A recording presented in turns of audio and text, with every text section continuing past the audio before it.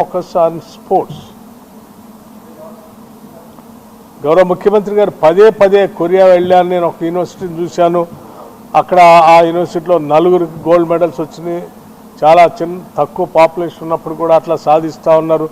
మన దగ్గర కూడా ఇటువంటి యూనివర్సిటీస్ని మనం పెద్ద ఎత్తున ఎస్టాబ్లిష్ చేస్తే పెద్ద ఎత్తున గోల్డ్ మెడల్స్ తీసుకోవచ్చు అని చెప్పి ఆ స్పోర్ట్స్ యూనివర్సిటీనే పెట్టాలని, లేకపోతే స్పోర్ట్స్ సంబంధించిన యాక్టివిటీస్ అన్నింటినీ ఫోకస్గా మేము తీసుకొని ముందుకు పోతామని చెప్పినప్పుడు ఒక ప్రభుత్వం ముందుకు వచ్చి స్పోర్ట్స్ మీద ముందుకు పోతామని చెప్పినప్పుడు మీరు అఫోర్డబుల్ స్పోర్ట్స్ గూడ్స్ అనగానే ముందుగా గుర్తు రావాల్సింది తెలంగాణ. అన్ఫార్చునేట్లీ వాళ్ళు అనౌన్స్ చేసిన దాంట్లో ఎక్కడ తెలంగాణ కనపట్టలేదు. అట్లాగే ఆరెంజ్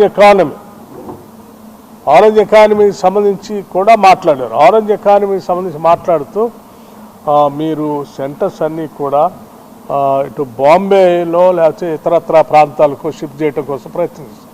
ఆరెంజ్ ఎకానమీ అంటే audio, video, gaming and comics లాంటిది.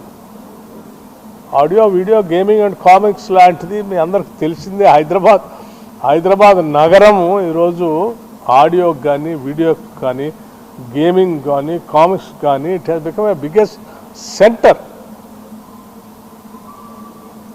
బికాజ్ సాఫ్ట్వేర్ ఇండస్ట్రీయో లేకపోతే ఇతరత్ర ఉన్నటువంటి ఇక్కడ టాలెంటెడ్ యూత్, లేకపోతే గవర్నమెంట్ ఎప్పటి నుంచో గేమింగ్ దాని మీద దృష్టి పెట్టి ప్రత్యేకంగా భూములు కేటాయిస్తూ ఆ సెక్టార్ని అభివృద్ధి చేయటము, వీటన్నిటి దృష్ట్యా ఇవాళ Hyderabad has become a main centre for orange economy.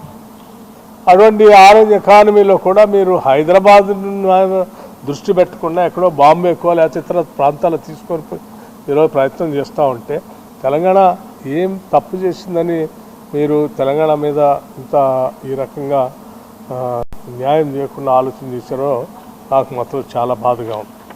అట్లాగే మరొక అంశం రీజనల్ మెడికల్ వాల్యూ హబ్ అన్నారు. ప్రపంచం అంతా తెలుసు Hyderabad has become A medical tourism also, medical hub. అనేక దేశాల నుంచి హైదరాబాద్ వైద్యానికి ఈ దేశంలో ఉన్నటువంటి రాష్ట్రాలు కాదు ఇతర దేశాల నుంచి కూడా పెద్ద ఎత్తున హైదరాబాద్లో అందుబాటులో ఉన్నటువంటి మెడికల్ ఫెసిలిటీకి సంబంధించి పెద్ద ఎత్తున ఇక్కడికి వస్తూ ఉన్నారు. అటువంటి దాంట్లో కూడా మీరు హైదరాబాద్ తెలంగాణ నుండి ఇంక్లూడ్ చేయడం చాలా బాధ అనిపిస్తుంది. ఇన్లాండ్ వాటర్వేస్, ఇన్లాండ్ వాటర్వేస్ గురించి చాలా సీరియస్గా బహుశా ఈ దేశంలో ఏ రాష్ట్రం కూడా మీరు గంగా రిజర్వేషన్ తర్వాత ప్యూరిఫికేషన్ తర్వాత సీరియస్గా ఈ మధ్యకాలంలో ఒక నగరంలో ఉన్నటువంటి ఒక 56 కిలోమీటర్లు పైబడి అనుకుంటా బహుశా if I'm right, subject to correction, అంత పెద్ద మూసి రిజర్వేషన్ అని చెప్పి దాంట్లో ఇన్లాండ్ వాటర్ కార్యక్రమాలని అనేక రకాలైన వాటర్వేస్ని స్పోర్ట్స్ని చేసే కార్యక్రమాన్ని మనం పెద్ద ఎత్తున ప్లాన్ చేస్తూ పదే కేంద్ర మంత్రులను కలుస్తూ గౌరవ ప్రధానమంత్రి గారిని కూడా కలుస్తూ మనం ఒక గ్లోబల్ సమ్మిట్లో ఒక ప్రత్యేకమైన డాక్యుమెంట్ కూడా రిలీజ్ చేసి దాన్ని ముందుకు తీసుకొని పోతున్న తరుణంలో డెఫినెట్లీ మేము ఆశించాం తప్పనిసరిగా కేంద్ర ప్రభుత్వం ఇన్లాండ్ వాటర్వేస్ తీసుకునే క్రమంలో హైదరాబాద్ మూసీ రివర్ని కూడా పరిగణలోకి తీసుకుంటారు. అక్కడ కూడా ఏం కనపడలేదు. అట్లాగే టూరిజం సంబంధించి యునెస్కో లాంటి వాళ్ళు గుర్తించిన రామప్ప హెరిటేజ్ లాంటి టెంపుల్స్ ఉన్నటువంటి ఈ తెలంగాణ రాష్ట్రాన్ని, తెలంగాణలో ఉన్న అద్భుతమైనటువంటి టూరిజానికి సంబంధించి ఉన్నాయి స్థలాలు.